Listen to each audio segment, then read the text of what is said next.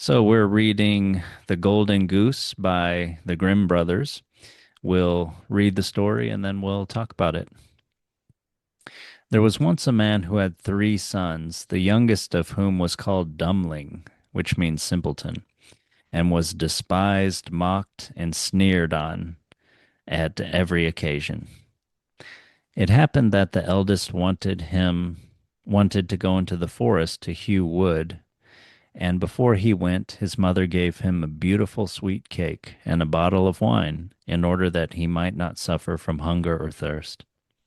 When he entered the forest, he met a little gray-haired old man who bade him good day and said, "Do give me a piece of cake out of your pocket, and let me have a draught of your wine. I am so hungry and thirsty." But the clever son answered, "If I give you my cake and wine, I shall have none for myself. Be off with you." And he left the little man standing and went on. But when he began to hew down a tree, it was not long before he made a false stroke, and the axe cut him in the arm, so that he had to go home and have it bound up. And this was the little gray man's doing. After this, the second son went into the forest, and his mother gave him, like the eldest, a cake and a bottle of wine. The little old gray man met him likewise, and asked him for a piece of cake and a drink of wine. But the second son, too, said sensibly enough, "What I give you will be taken away from myself. Be off." And he left the little man standing and went on. His punishment, however, was not delayed, and when he had made a few blows at the tree, he struck himself in the leg, so that he had to be carried home. Then Dummling said, "Father, do let me go and cut wood." The father answered, "Your brothers have hurt themselves with it. Leave it alone. You do not understand anything about it." But Dummling begged so long that at last he said, "Just go then. You will get wiser by hurting yourself." His mother gave him a cake made with water and baked in the cinders, and with it a bottle of sour beer. When he came to the forest, the little old gray man met him likewise, and greeting him said, "Give me a piece of your cake and a drink out of your bottle. I am so hungry and thirsty." Dummling answered, "I have only cinder cake and sour beer. If that pleases you, we will sit down and eat." So they sat down, and when Dummling pulled out his cinder cake, it was a fine, sweet cake, and the sour beer had become good wine. So they ate and drank, and after that the little man said, "Since you have such a good heart and are willing to divide what you have, I will give you good luck. There stands an old tree. Cut it down, and you will find something at the roots." Then the little man took leave of him. Dummling went and cut down the tree, and when it fell, there was a goose sitting in the roots, with feathers of pure gold. He lifted her up, and taking her with him, went to an went to an inn where he thought he would stay the night. Now the host had three daughters who saw the goose and were curious to know what such a wonderful bird might be, and would have liked to have one of its golden feathers. The eldest thought, "I shall soon find an opportunity of pulling out a feather." And as soon as Dummling had gone out, she seized the goose by the wing, but her finger and hand remained sticking fast to it. The second came soon afterwards, thinking only of how she might get a feather for herself, but she had scarcely touched her sister than she was held fast. At last the third also came with the like intent, and the others screamed out, "Keep away, for goodness sake, keep away." But she did not understand why she was to keep away. The others are there, she thought. I may as well be there too, and ran to them. But as soon as she had touched her sister, she remained sticking fast to her. So they had to spend the night with the goose. The next morning, Dummling took the goose under his arm and set out, without troubling herself about the three girls that were hanging on to it. They were obliged to run after him continually, now left, now right, wherever his legs took him. In the middle of the fields, the parson met them. And when he saw the procession, he said, "For shame, you good-for-nothing girls. Why are you running across the field after this young man? Is that seemly? At the same time, he seized the youngest by the hand in order to pull her away. But as soon as he touched her, he likewise stuck fast, and was himself obliged to run behind. Before long, the sexton came and saw his master, the parson, running behind three girls. He was astonished at this and called out, "Hi, your reverence! Whither away so quickly? Do not forget that we have a christening today." And, running after him, he took him by the sleeve, but was also held fast to it. Whilst the five were trotting thus one behind the other, two laborers came with their hoes from the fields. The parson called out to them and begged that they would set him and the sexton free. But they had scarcely touched the sexton when they were held fast, and now there were 7 of them running behind Dummling and the goose. Soon afterwards he came to a city, where a king ruled who had a daughter who was so serious that no one could make her laugh. So he had put forth a decree that whoever should be able to make her laugh should marry her. When Dummling heard this, he went with his goose and all her train before the king's daughter. And as soon as she saw the 7 people running on, one behind the other, she began to laugh quite loudly, and as if she would never stop. Thereupon Dummling asked to have her for his wife. But the king did not like the son-in-law, and made all manner of excuses, and said that he must first produce a man who could drink a cellar full of wine. Dummling thought of the little gray man who could certainly help him, so he went into the forest, and in the same place where he had felled the tree, he saw a man sitting who had a very sorrowful face. Dummling asked him what he was taking to heart so sorely, and he answered, "I have such a great thirst and cannot quench it. Cold water I cannot stand. A barrel of wine I have just emptied, but that to me is like a drop on a hot stone." "There, I can help you," said Dummling. "Just come with me and you shall be satisfied." He led him into the king's cellar, and the man bent over the huge barrels and drank till his loins hurt. And before the day was out, he had the king he had emptied all the barrels. Then Dummling asked once more for his bride, but the king was vexed that such an ugly fellow whom everyone called Dummling should take away his daughter, and he made a new condition. He first must find a man who could eat a whole mountain of bread. Dummling did not think long, but went straight into the forest, where, in the same place, there sat a man who was tying up his body with a strap, and making an awful face, and saying, "I have eaten a whole oven full of rolls, but what good is that when one has such a hunger as I? My stomach remains empty, and I must tie myself up if I am not to die of hunger." At this Dummling was glad, and said, "Get up and come with me.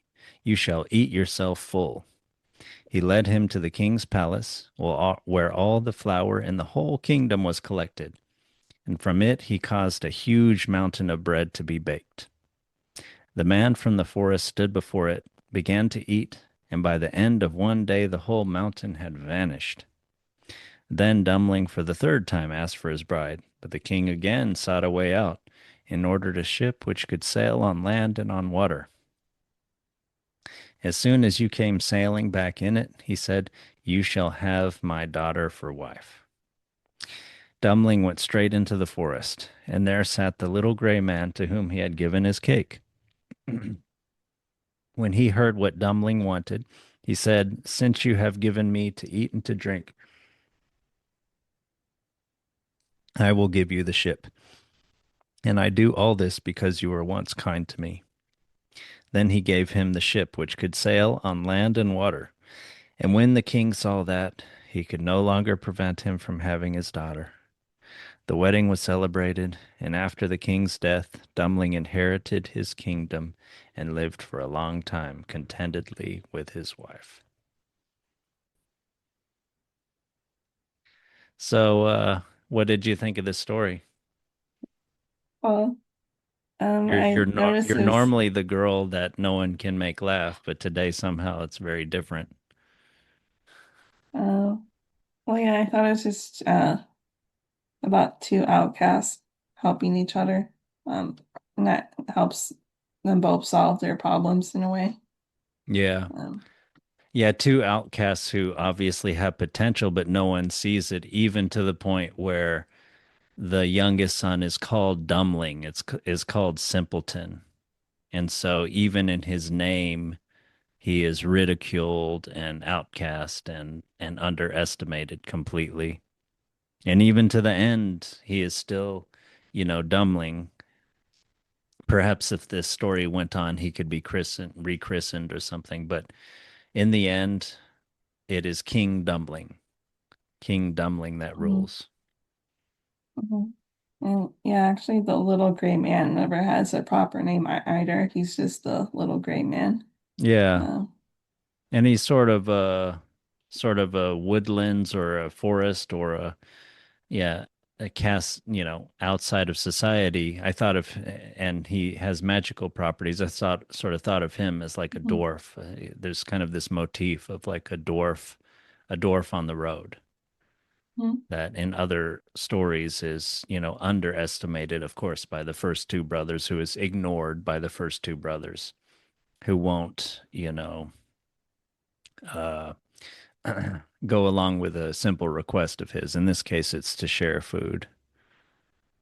In another story we read, it was to share information. But basically, it's kind of an acknowledgement and and some kind of small offering. mhm,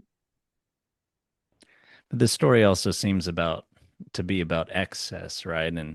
And greed and stinginess or mhm, generosity. But that's still about kind of, if you want something or if you're going to get something in life, you have to offer first. And other people just want to take. They want to seek and take. mhm, So the first two brothers want to seek and go out into the woods and take the trees. And the three daughters of the innkeeper later in the story, they're entranced by the golden goose and want its feather. mhm. Yeah, then at the start of the story, the mother of the brothers, she withholds the good food from Dummling Yeah, and only gives it to the first two brothers. yeah.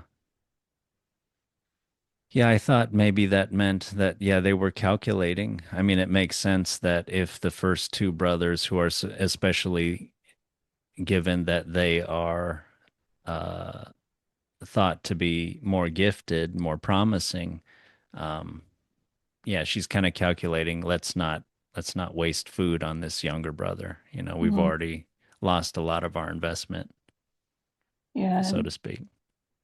yeah, and the father kind of continues it by trying to withhold opportunities for him too, since he's initially not allowing him to go cut wood in the forest. Yeah, you could look at it that way. I thought maybe he's also, he only has one son left or something. But Mhm. anyway, he doesn't have faith in Dummling.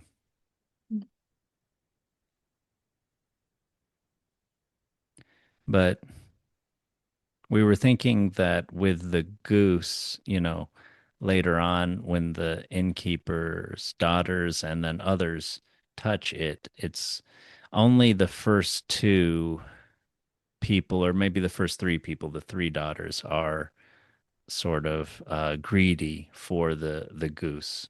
But then after that, the people that touch them aren't. And what is the explanation of that?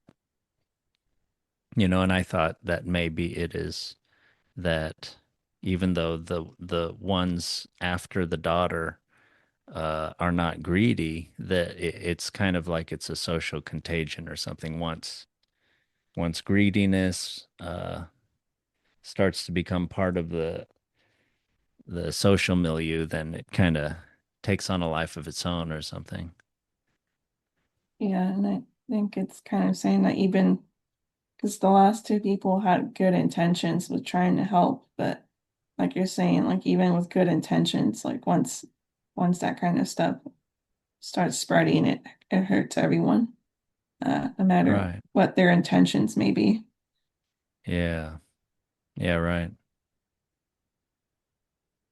By the way, I noticed a detail here that at the beginning of the story, when Dummling asked Father to let him go cut wood, and he had to beg so long at last that he gave in to his request.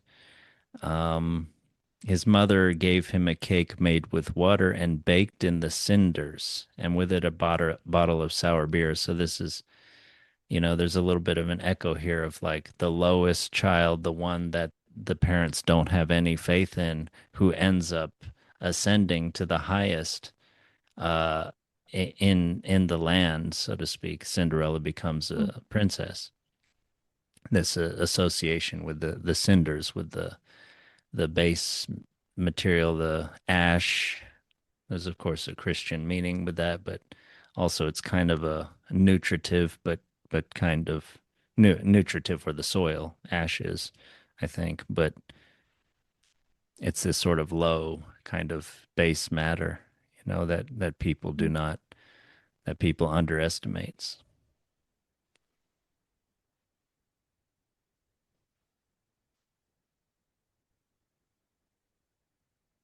Something else about the character of Dummling is that he kind of has a strong will. He kind of does what he wants to do and is not dissuaded by people. That happens throughout the story. Like at the beginning, father and mother had not wanted him to go out in the forest to hew wood, but they eventually gave in because he was so persistent. And later on, when the three daughters are sticking to the golden goose, I mean, it's time for him to move on. So he just grabs the goose, and the story says, without even, uh, you know, taking heed that there's three girls that are attached to this goose, he just keeps going on. And then, yeah, later when he fulfills the requirement set by the king of making his daughter laugh to have her hand in marriage, and it doesn't work, the king gives him three increasingly harder tasks, and he just kind of does them. It's almost like he always does what it takes. He never really seems to. He never shows that he even minds. He just kind of does what's necessary. Yeah, it's like in a lot of the other stories, they're kind of a lot of sometimes the characters despair for a little bit before Hmm. finding a solution. But Yeah. Sonny just does, like you're saying. Maybe that's part of his strength, and maybe is he dumber, or at least he's literally dumber in that he doesn't talk as much or something. He just does what is necessary or something. And there's a sort of opposite here or is there sort of parallel with the princess too, who no one can make laugh? So she's the princess who no one can make laugh except for him, and he's the person that everyone thinks is dumb, maybe because he doesn't speak in the normal conventional way. Yeah, they're both unconventional in some way, right?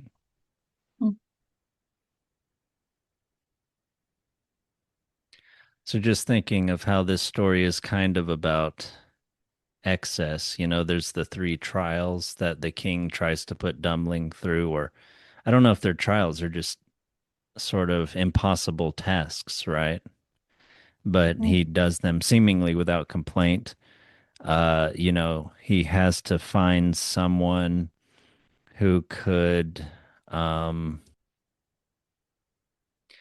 a man who can drink a cellar full of wine, and he goes back into the forest and he finds someone who's, needs to drink a cellar full of wine practically, and he comes, and then the king seemingly invents another weird, impossible task of someone who can eat a mountain of bread, and he finds someone like that, and finally he has to find a a boat that can sail on land and water, a ship that can sail on land and water, and he does that.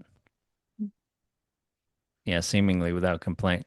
You and I had talked about how that may be a sign of Dumling's versatility, kind of his adaptability. Um, and I had pointed out how it's seemingly like kind of a paradox, right? A ship that can sail on the land also, but there's a lot of paradoxes in sort of spiritual gifts, right? Like Mhm. they're kind of magical in that maybe they can help you do seemingly impossible or opposite kinds of things, and that's seemingly comes from kind of the nimbleness of mind that happens from sort of some kind of spiritual progress or spiritual awakening where your mind is more connected than than it than it was before, and you can understand things in sort of a much more kind of complex and unconventional way, which is, again, a link to seemingly dumb dumbling there.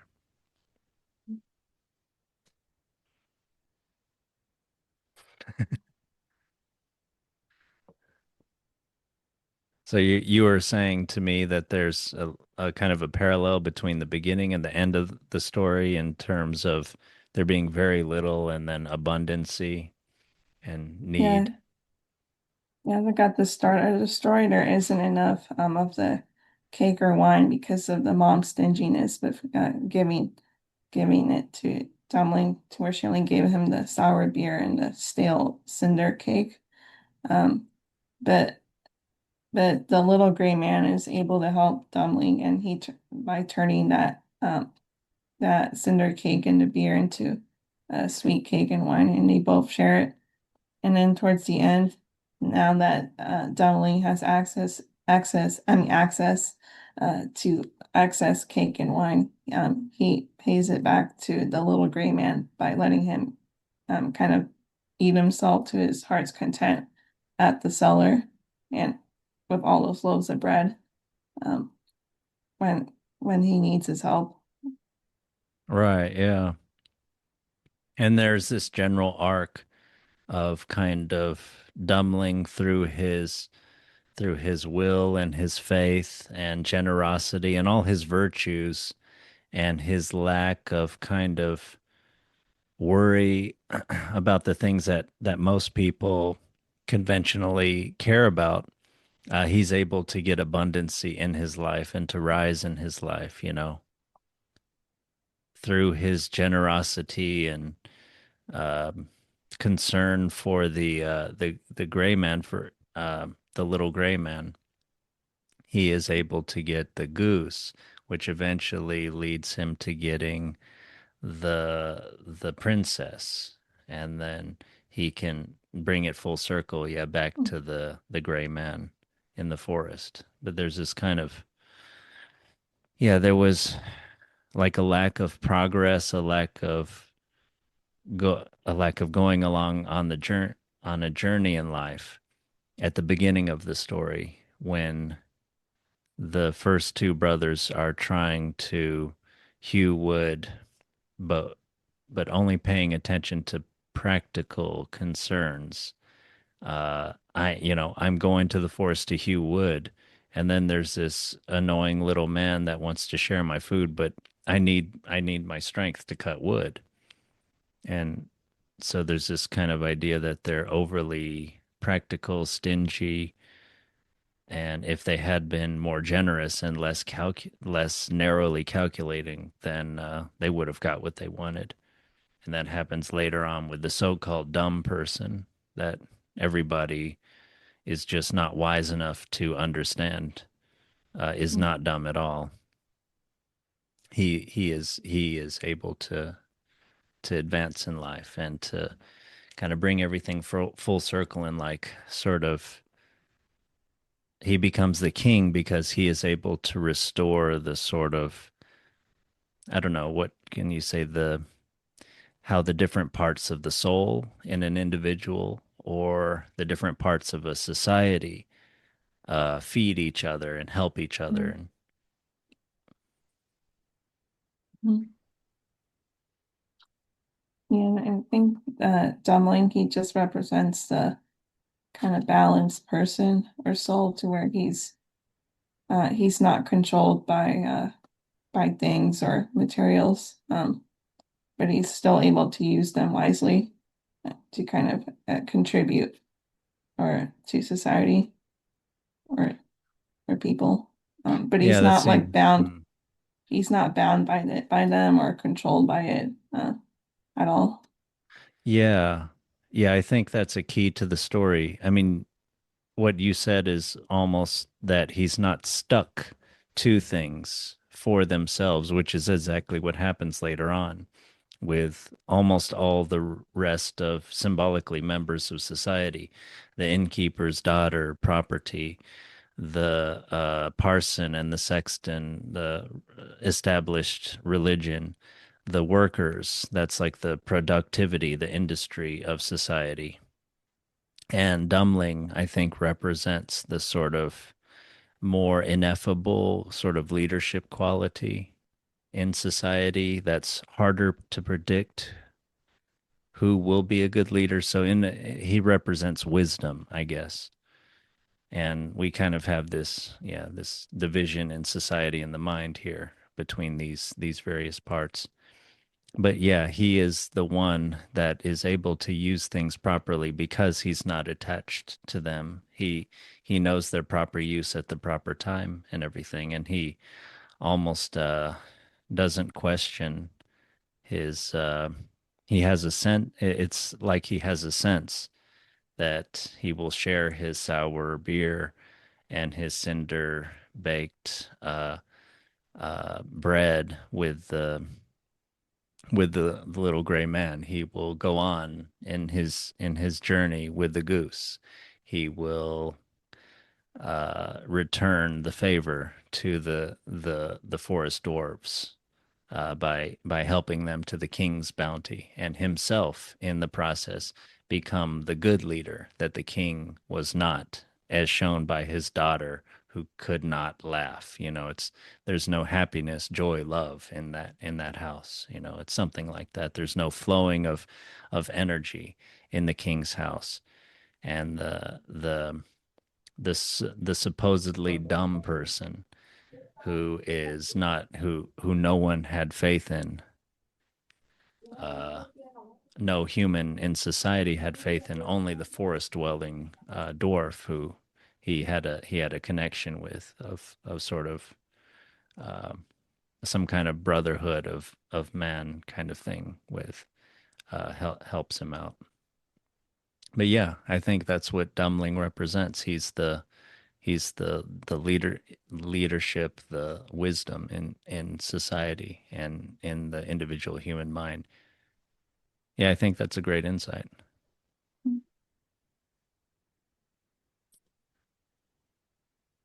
Yeah, and I think by showing that he's not attached to objects or things, it like you said, it shows his wisdom that he won't be attached to power either. So, um, yeah, like you said, it kind of leads to that conclusion in my mind, at least, to kind of show that he is going to be a good leader.